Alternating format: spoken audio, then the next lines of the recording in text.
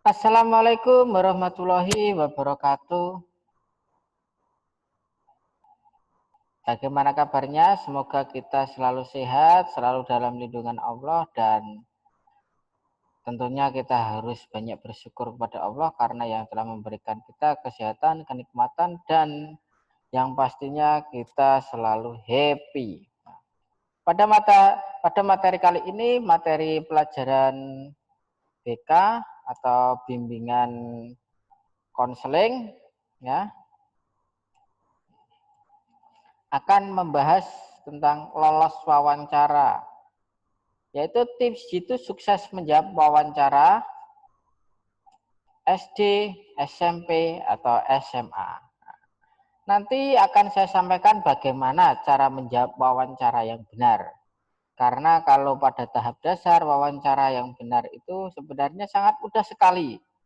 Tapi untuk bagi yang mengerti dan bagi yang menguasai. Karena ada beberapa aspek-aspek dan persiapan serta tata cara agar kita mendapat nilai yang maksimal dari wawancara tersebut. Nah, kita perhatikan pengertian. Pengertian wawancara. Wawancara diri artinya adalah pewawancara ingin mengetahui diri kita. Jadi, diri kita yang mau masuk sekolah itu ditanyain sama orang lain. Orang lain itu ingin mengetahui apa informasi yang akan dia nilai. Seperti itu. Hanya dengan satu pertanyaan, dia menjelaskan segala sesuatu pada diri kita. Jadi pertanyaan yang disampaikan itu nggak banyak-banyak. Nah, nanti akan saya sampaikan dan saya jelaskan berikut pertanyaannya. Sebelum dimulai wawancara, yang paling penting adalah persiapan. Apa saja yang harus dipersiapkan saat wawancara? Nah, ini langsung saya sampaikan ada 3 poin. Yang pertama, secara penampilan atau performan kita harus oke. Kalau perempuan tampak bagus, keren, cantik, dan baunya harus wangi ya, terutama. Nah, kalau laki-laki juga harus rasi, ganteng, keren, rambutnya nggak boleh sampai gondrong, tertata rapi. Yang kedua, tampil percaya diri. Tampil percaya diri ini secara sikap yang nampak kita tidak boleh grogi atau ngejer atau bergetar. Percaya diri ini biasanya muncul pada sorot mata dan cara menjawab kita yang tegas dan jelas. Dan yang paling penting adalah nomor 3, waspadai jika masuk pertanyaan tentang hobi. Ya. Hobi ini penting, karena kenapa? Nanti akan dijelaskan satu persatu. Nah, tentang hobi. Nomor 1, pilihlah hobi yang menantang. Walaupun itu sekedar pura-pura saat menjawab wawancara. Nah, contoh bersepeda gunung. Bersepeda gunung itu adalah salah satu yang belakangan ini ngetren atau gowes. Tapi di sini adalah bukan bersepeda di sekitar rumah saja, tapi kita masuk ke gunung-gunung terdekat atau di kampung-kampung, di pohon-pohon jati. Nah, berenang, karate, voli, dan lain-lain.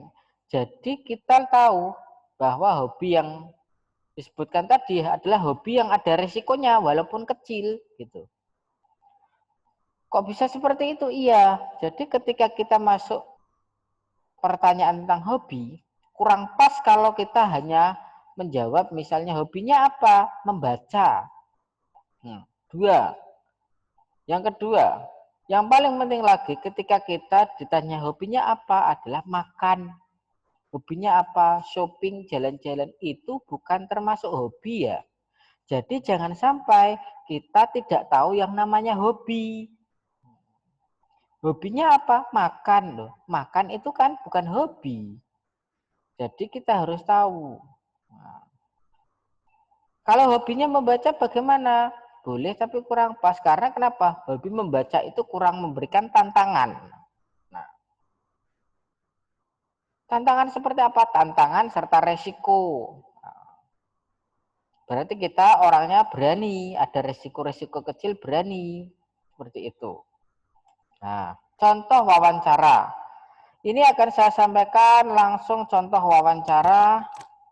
Nanti dari slide ini akan saya lanjutkan dengan suara saya, walaupun hanya beberapa dan mungkin tidak seperti yang sebenarnya. Karena kenapa? Latar belakang kita berbeda. Akan saya mulai. Yang pertama. Nah, ini nanti saya akan ditanyai. Nah, itu itemnya ya. Nah, saya tulis beberapa. Akan saya tanya. Assalamualaikum warahmatullahi wabarakatuh. Waalaikumsalam warahmatullahi wabarakatuh. Penanya bertanya, dengan Mas Fuad ya? Lalu saya menjawab, iya Bapak. Berikutnya, ya Mas Fuad, bisa diceritakan tentang siapa diri Mas Fuad? Terus Mas Fuad ini dari mana?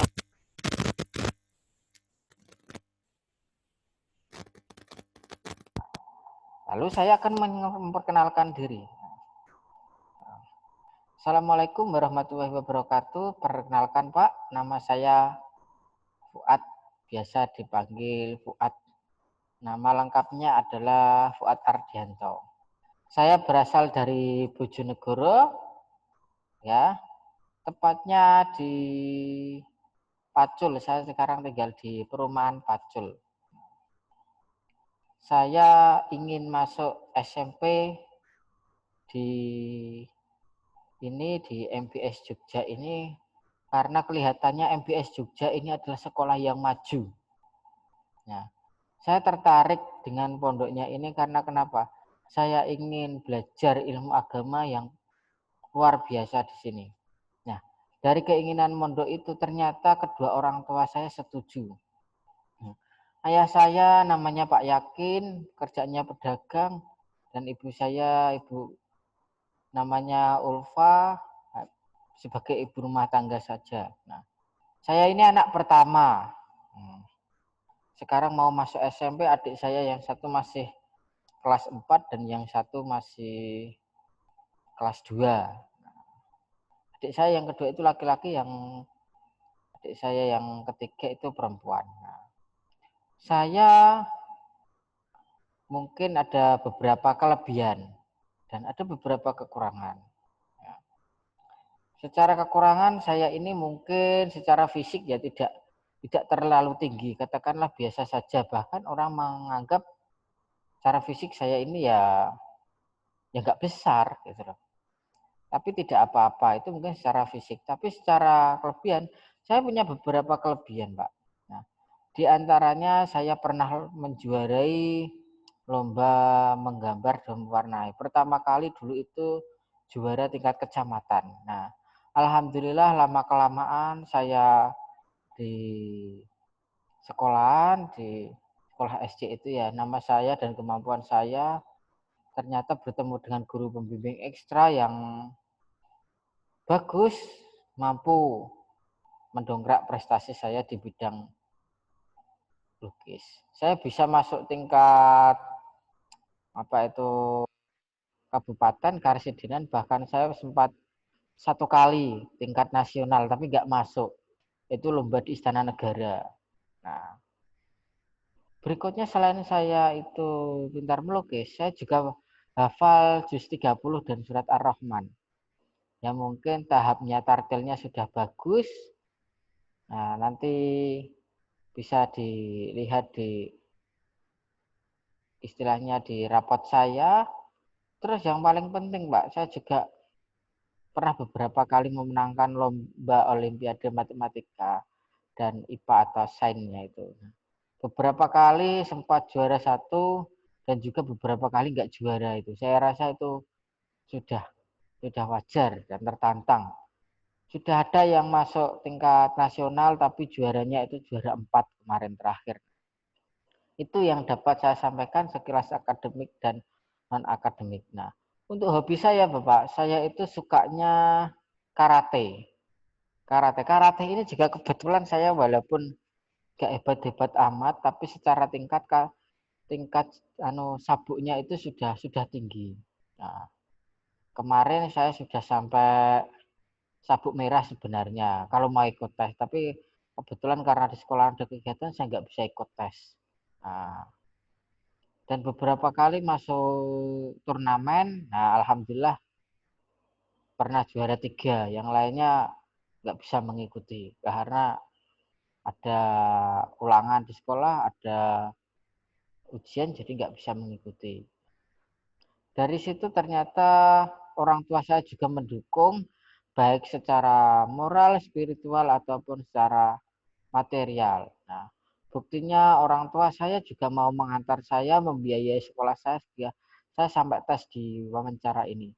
Besar harapan saya, Pak, untuk diterima di sini karena saya rasa ini adalah sekolah yang bagus, bisa mengembangkan saya, dan yang paling penting adalah keilmuan ini bisa berguna di dunia dan di akhirat. Nah, semoga saja saya diterima, dan jika saya diterima di sini, saya siap mengikuti segala peraturan yang ada di sekolah ini, dan juga yang paling penting adalah semuanya itu adalah berkat dari bimbingan Allah Subhanahu wa taala. Itu yang dapat saya sampaikan, Pak. Mungkin ada yang perlu ditanyakan lagi kepada saya.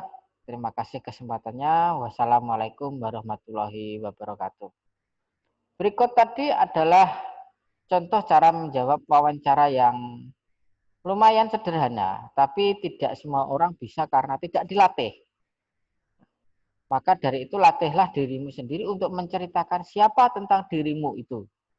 Demikian yang dapat saya sampaikan. Semoga dalam menyampaikan cerita atau tentang siapa diri saya, jika suatu saat kamu ditanyain oleh tukang wawancara, kamu bisa menjawab dengan baik dan benar.